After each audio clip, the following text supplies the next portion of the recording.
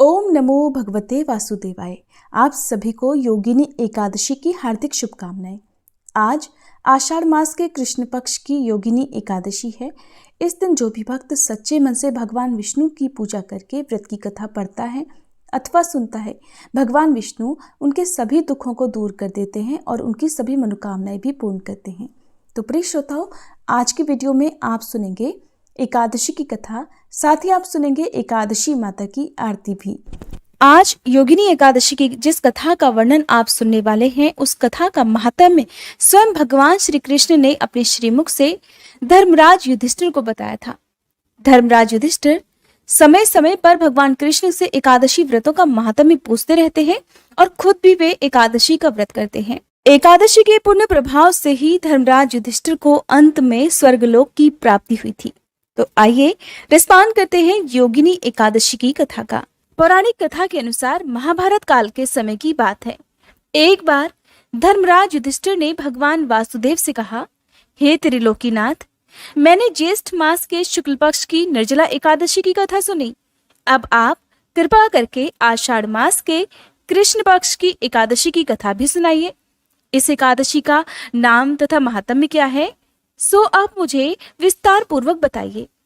भगवान कृष्ण ने धर्मराज युधिष्ठिर के प्रश्न का उत्तर देते हुए इस प्रकार कहा, हे पांडुपुत्र, आषाढ़ महीने के कृष्ण पक्ष की एकादशी का नाम योगिनी एकादशी है।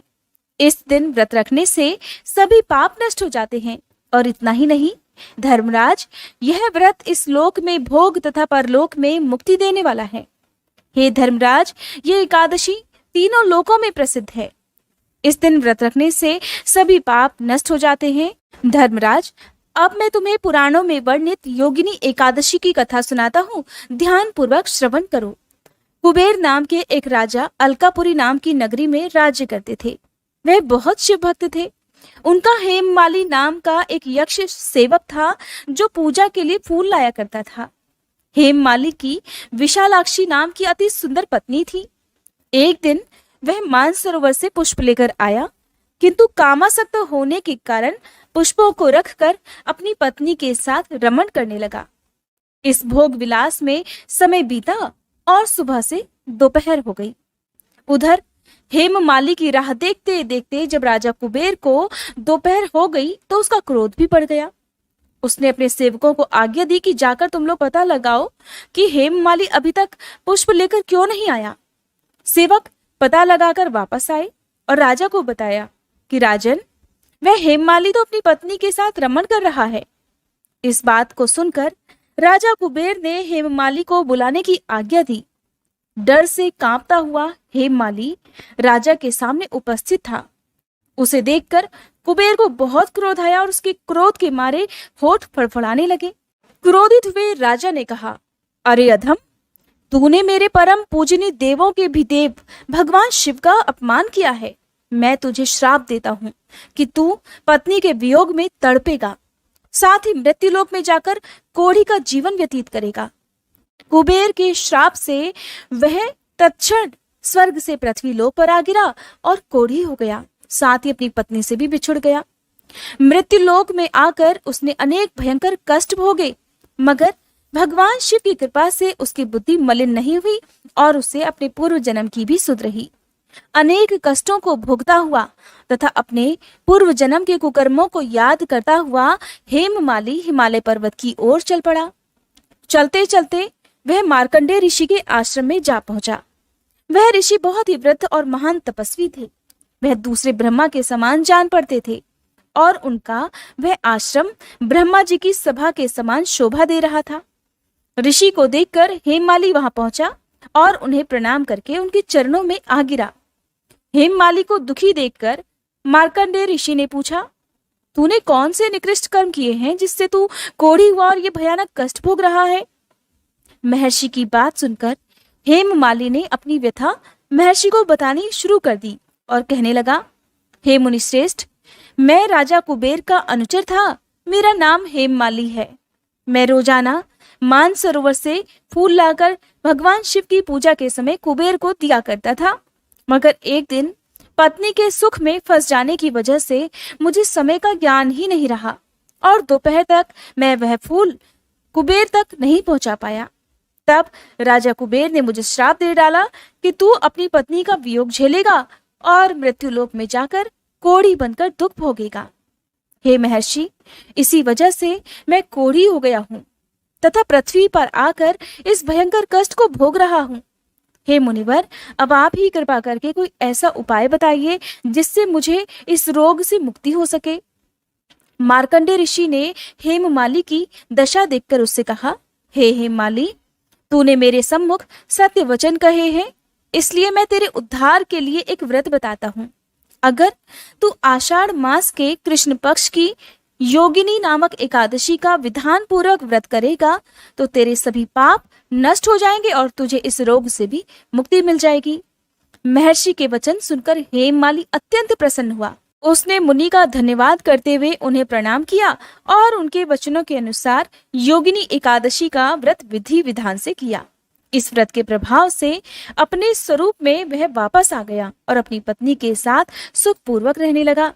इस प्रकार योगिनी एकादशी का महात्म्य बताकर भगवान श्री कृष्ण धर्मराज से कहते हैं, हे धर्मराज, इस योगिनी एकादशी की कथा का फल 88,000 ब्राह्मणों को भोजन कराने के बराबर है। इस दिन व्रत रखने से सभी पाप नष्ट हो जाते हैं, साथ ही मोक्ष प्राप्त करके ऐसा भक्त स्वर्ग का अधिकारी हो जाता है। ये थी योगिनी एकादशी की कथा।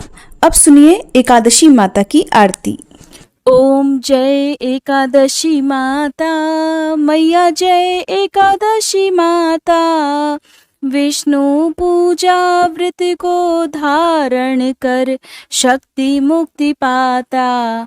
ओम जय एकादशी माता, तेरे नाम गिनाऊं देवी, भक्ति प्रदान करनी, गण गौरव की देनी, माता शास्त्रों में वरनी। ओम जय एकादशी माता। मार्गशीर्ष के कृष्ण पक्ष की उत्पन्ना विश्वतारिणी जनमी, शुक्ल पक्ष में हुई मोक्षदा मुक्तिदाता बन आई। जय एकादशी माता।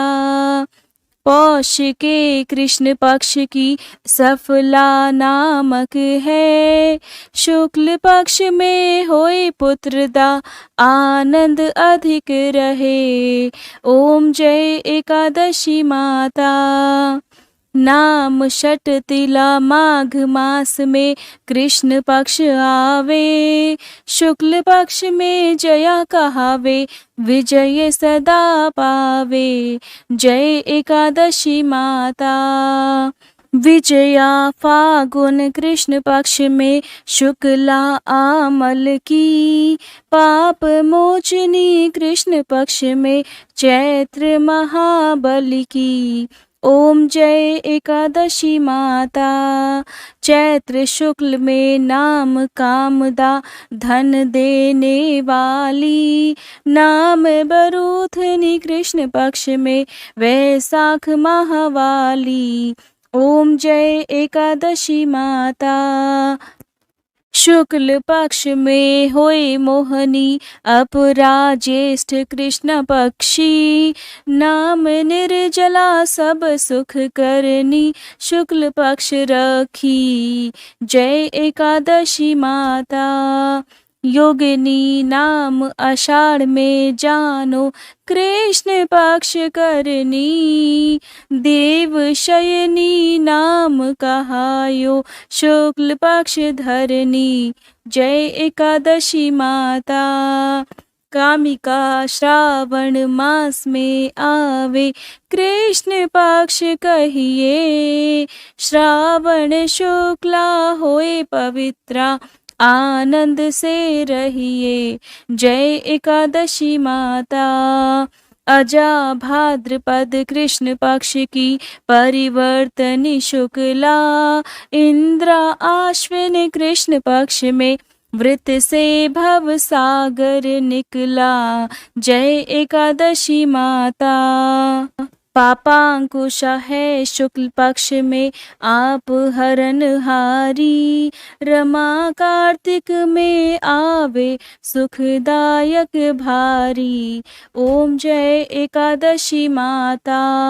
देवोत्थानी शुक्ल पक्ष की दुख नाशक मैया, पावन मास में करो विनती पार करो नैया। ओम जय एकादशी माता। परमा कृष्ण पक्ष में होती जन मंगल करनी, शुक्ल पक्ष में होई पद्मनी दुख दारिद्र हरनी। ओम जय एकादशी माता।